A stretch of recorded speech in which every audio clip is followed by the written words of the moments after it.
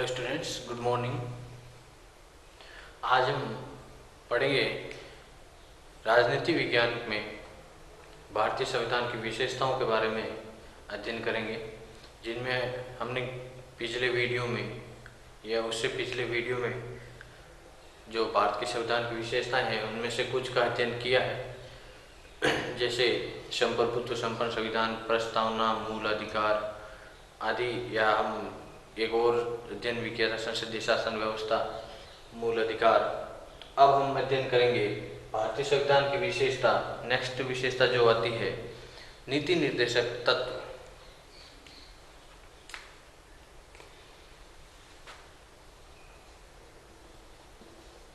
भारतीय संविधान की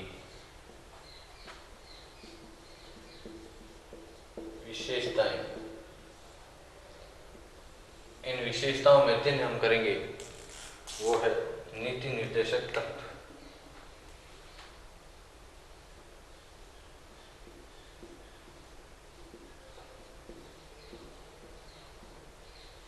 नीति निर्देशक तत्व। भारतीय संविधान में नीति निर्देशक तत्वों का भी अहम योगदान है।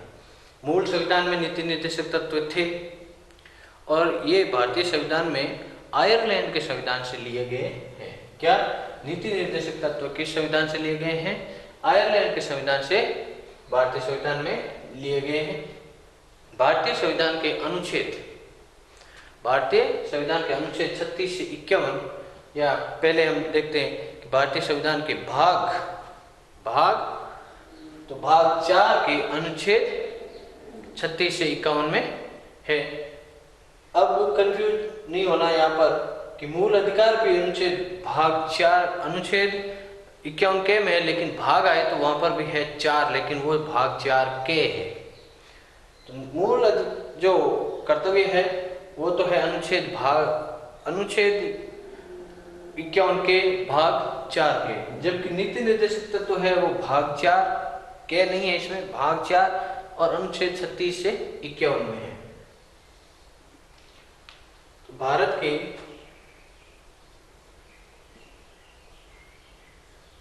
संविधान में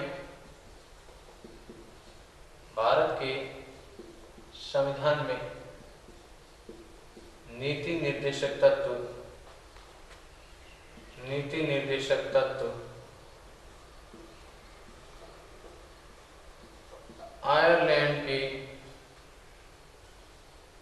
आयरलैंड के संविधान से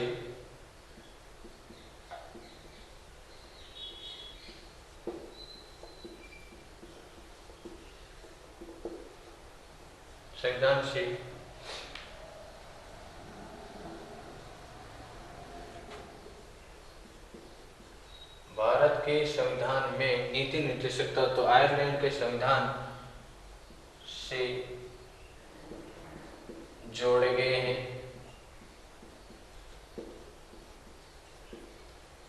ये मूल संविधान में भी थे। ये नीति निर्देशक तत्व मूल संविधान में थे। नीति निर्देशक तत्व मूल संविधान में थे। मूल संविधान में लिखे गए थे। मूल संविधान में लिखे गए थे या उल्लेखित थे। मूल संविधान में लिखे गए थे। फिर भारतीय संविधान में किस भाग में लिखे गए हैं? तो भारत के संविधान के भाग 4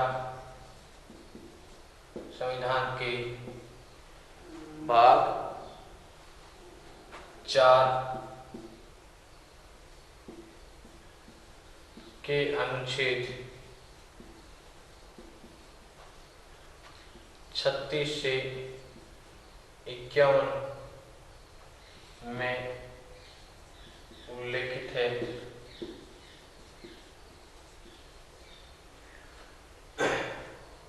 ये नीति निर्देशक तत्व है।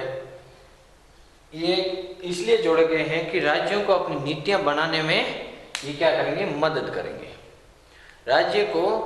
राज्य के नागरिकों के लिए जो कल्याणकारी नीतियां बनाने के लिए ये नीति निर्देशक तत्व है मदद करेंगे।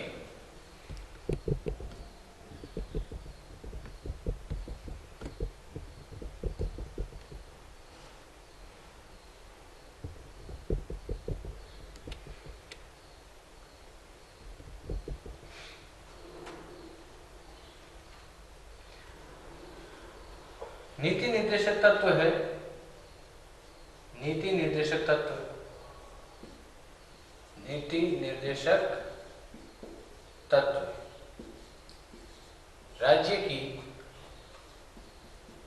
नीति निर्देशक तत्व राज्य की इच्छा अनुसार लागू किए जाते हैं, इच्छा अनुसार लागू किए जाते हैं। ऐसा नहीं है कि मूल अधिकारों की तरह हम न्यायालय में जाएं और हमारे राज्य में नीति निर्देशक तत्व लागू नहीं किए जा रहे हैं, नहीं किए गए हैं, हमें नीति निर्देशक तत्वों के लाभ मिलने चाहिए, ये है वो। तो ये नीति निर्देशक तत्व राज्य की इच्छा पर निर्भर करते हैं तथा नीति निर्देशक तत्व न्यायालय में वाद योग्य नहीं है। नीति निर्देशक तत्व, नीति निर्देशक तत्व न्यायालय में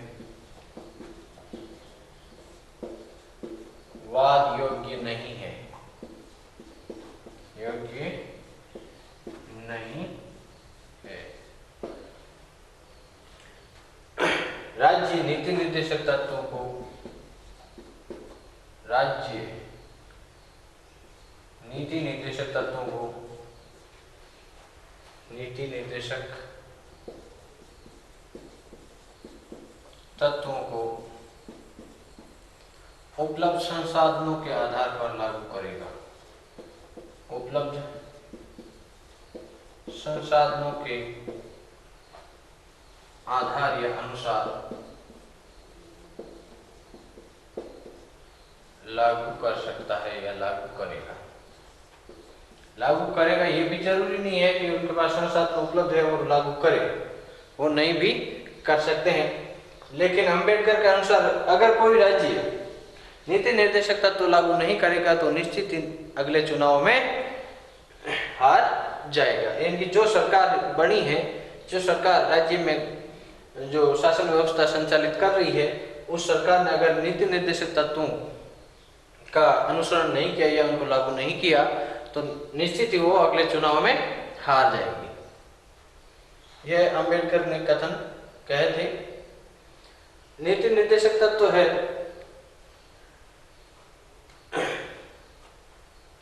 उनमें 36 से 51 में कुछ नीति निर्देशक तत्व ऐसे हैं जिनको लागू कर दिए गए हैं, कुछ एक को लागू किए जाने की कोशिश की जा रही है। जैसे कि नीति निर्देशक तत्व में था कि 0 से 6 वर्ष के बालकों की जो देखभाल करने का उत्तरदायित्व है वो सरकार का बनता है। तो सरकार ने वो जो 6 से 14 वर्ष के बालक है उनके लिए भी व्यवस्था कर दी है। और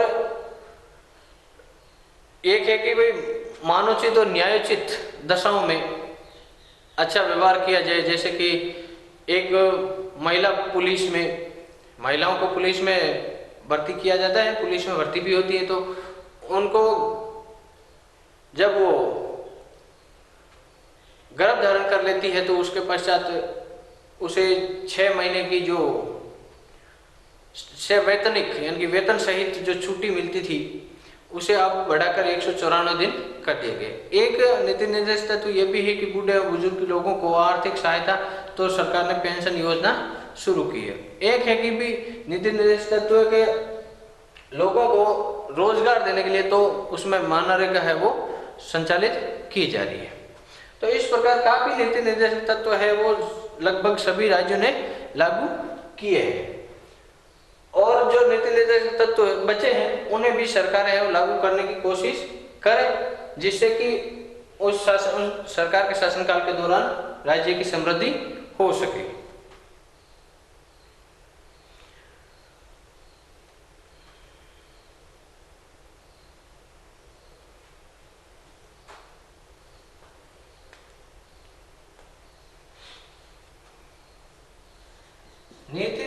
तत्व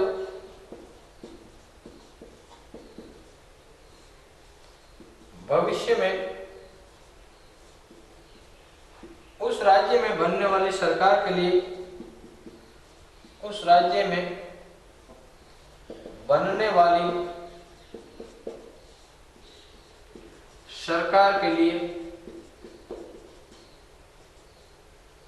पथ प्रदर्शक या मार्गदर्शन का काम करते हैं।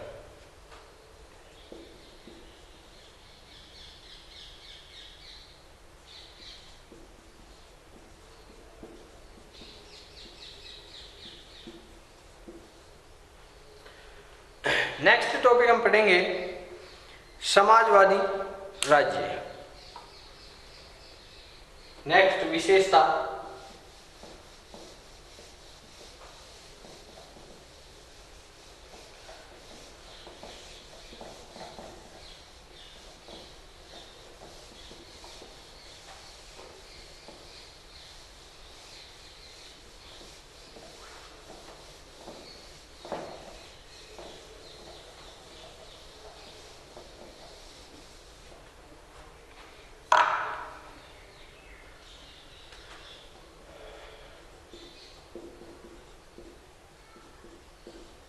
समाजवादी राज्य। मूल संविधान में क्या समाजवादी राज्य यानी कि भारत को समाजवादी राज्य घोषित किया गया था? तो ये बात है वो गलत है, क्योंकि मूल संविधान में भारत को समाजवादी राज्य घोषित नहीं किया गया था। तो मूल संविधान में भारत को समाजवादी राज्य घोषित नहीं किया गया था, घोषित नहीं किया गया था। 42वें संविधान संशोधन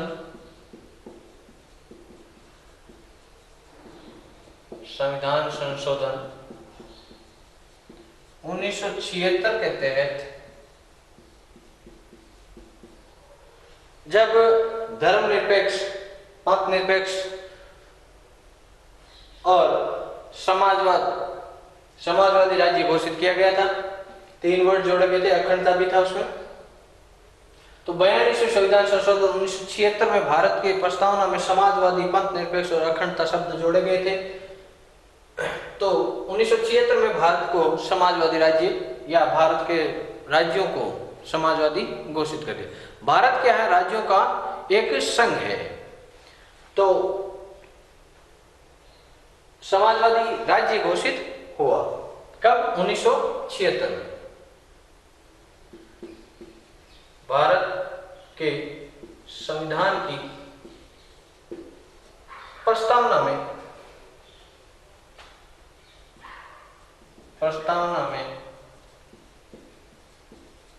समाजवादी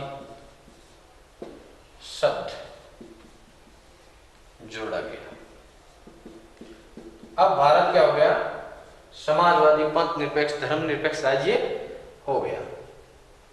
अब समाजवादी का मतलब क्या हो जाता है? जैसे एक आर्थिक न्याय वर्ड होता है, उसे आइडेंटिफाई करो और समाजवादी एक ही बात है। यानी कि जो एक समाज में न्याय और आर्थिक वितरण है, उसमें समानता होनी चाहिए। एक समाज में जो धन का वितरण है वो समान होना चाहिए। ये बात है वो समाजवादी कि ये समाज में जो आर्थिक या फिर हम कह सकते हैं धन का वितरण है, समाज में समान रूप से होना चाहिए। समान रूप से यानी कि समान रूप से समाज में धन का वितरण संभव ही नहीं है। तो ये समाजवादी का मतलब है कि जिस राज्य में या जिस क्षेत्र में जो धन है वो दिया गया है काम करने के लिए, या इस क्षेत्र में इतने रुपए है वो बजट में घोषित किए गए हैं, तो उन पैसों को वहां के नागरिकों के लिए बराबर इनकी सरकार ने तो उनके लिए बराबर दिए हैं, फिर जो काम करेगा उनको मिल जाएगा। अब ऐसा तो नहीं है जो घर पे बैठा उसको भी दिया जाए तो समान आर्थिक या आर्थिक न्याय कह सकते हैं, या फिर हम कह सकते हैं धन का वितरण होना चाहिए, ऐसा भी नहीं है। तो समाजवादी का मतलब है कि उस समाज की या उस गांव की जो जनता है उसमें समान रूप से धन का वितरण होना चाहिए और उस पर उनका ही अधिकार होना चाहिए। समाजवादी का मतलब होता ही है।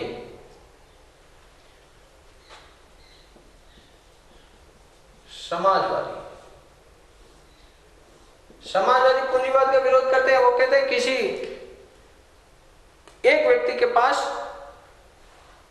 है वो धन नहीं होना चाहिए, या फिर व्यक्ति है उसके पास आवश्यकता से ज्यादा धन नहीं भी होना चाहिए। ये मार्क्सवादी और समाजवादी है वो मार्क्सवाद और पूंजीवाद के बीच की एक धारा है, या फिर हम कह सकते हैं कि बीच का मार्ग है। मार्क्सवाद और समाजवाद के बीच का मार्ग है, सॉरी मार्क्सवाद और पूंजीवाद के बीच का मार्ग। समाजवाद का मतलब है धन का समाज में या धन का समान रूप से वितरण,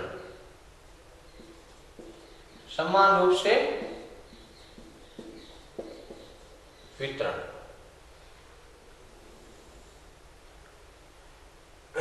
किसी एक व्यक्ति का धन पर अधिकार नहीं होना चाहिए, किसी एक विशेष समुदाय या समाज का भी नहीं होना चाहिए।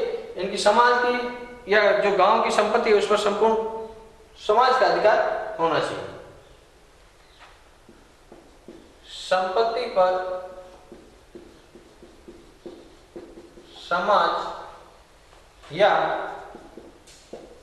लोगों का समान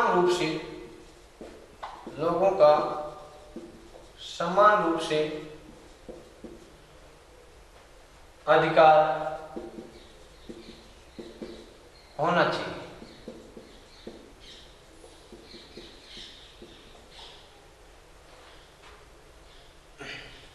समाजवादी है वो किसी,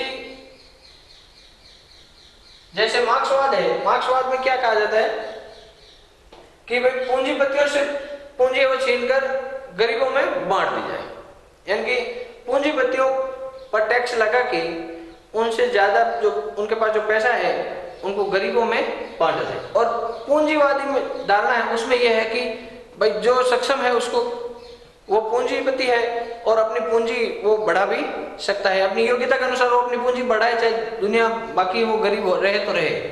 समाजवादी का मतलब है ये बीच का रास्ता अपनाता है। इसका मतलब यह है कि योग्यता, यानी कि हमने समाज के लिए इतने पैसे खर्च कर रहे हैं या खर्च करने के लिए रखे हैं, तो जिसमें जो योग्यता है वो काम करने की वो काम करेगा और अपना पैसा ले लेगा, यानी कि फ्री में या बिना काम के कुछ नहीं मिलेगा। जैसे मार्क्सवाद में है कि पूंजीपतियों से टैक्स लगाओ, एक्स्ट्रा टैक्स लगा के ले लो, तो समाजवाद ऐसा नहीं करता है। पूंजीवाद में ऐसा है कि भाई जिनके पास पूंजी ज्यादा भी है, बहुत ज्यादा है, वो अपनी पूंजी को और भी बढ़ा सकते हैं, जबकि गरीबी को कम करने का कोई उपाय नहीं है। इसमें यह है कि भाई धन का समान रूप से वितरण, जैसे कि एक कोई काम है जिसमें कोई व्यक्ति 10 व्यक्ति आए हैं, एक काम है या एक टेंडर खुला जिसमें 10 व्यक्ति आए हैं, तो 10 व्यक्तियों को आने के लिए आने का उनका अधिकार है, क्योंकि समाज है वो सब लोगों को बराबर रूप से देखता है। तो वो 10 लोग में से जो सर्वाधिक या अधिकतम योग्य होगा वो उसे ले लेगा, यानी कि उस चीज को वो करेगा। फिर जबकि मार्क्सवाद है वो पूंजीपतियों को वो काम करने के लिए योग्य नहीं मानता, यानी कि योग्य तो है लेकिन मानता नहीं, क्योंकि वो गरीबों को ऊपर उठाने का प्रयत्न करते हैं। और पूंजीवादी या पूंजीपति समाज या पूंजीवादी समाज है वो पूंजीपतियों को ज्यादा सहारा दे रहा है, तो ये बीच का मार्ग है।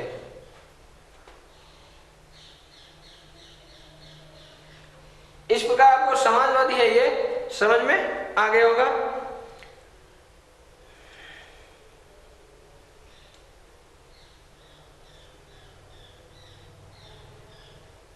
फिर है व्यस्त मताधिकार। और ये शब्द जो भारतीय संविधान में जोड़ा गया है वो भारत को नई दिशा में आगे बढ़ाने के लिए या इस बात को ध्यान में रखकर जोड़ा गया होगा। नेक्स्ट है वयस्क मताधिकार।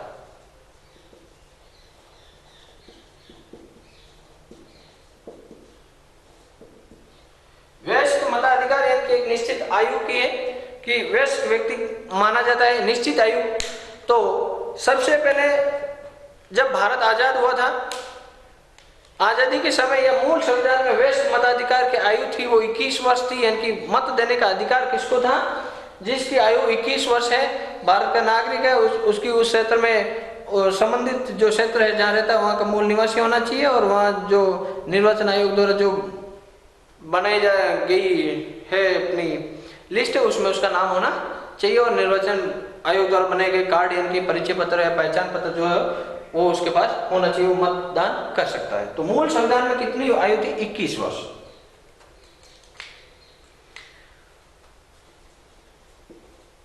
मूल संविधान में वयस्क मताधिकार की आयु 21 वर्ष निर्धारित की गई थी, निर्धारित की गई थी। तत्पश्चात क्या हुआ? राजीव गांधी सरकार के समय एक संविधान संशोधन करवाया गया था। राजीव गांधी सरकार के समय 61वें संविधान संशोधन द्वारा 61वें संविधान संशोधन द्वारा वयस्क मताधिकार की आयु को 61वां संविधान संशोधन 1989 द्वारा वयस्क मताधिकार की आयु 21 वर्ष से घटाकर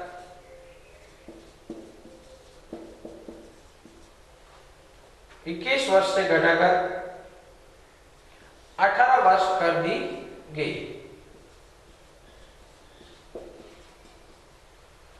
जो कि वर्तमान में भी प्रचलित है, चलित है। और 18 वर्ष की आयु अब और 18 वर्ष की आयु प्राप्त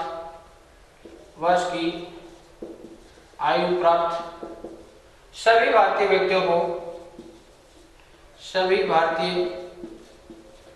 व्यक्तियों को समान रूप से मत देने का अधिकार है।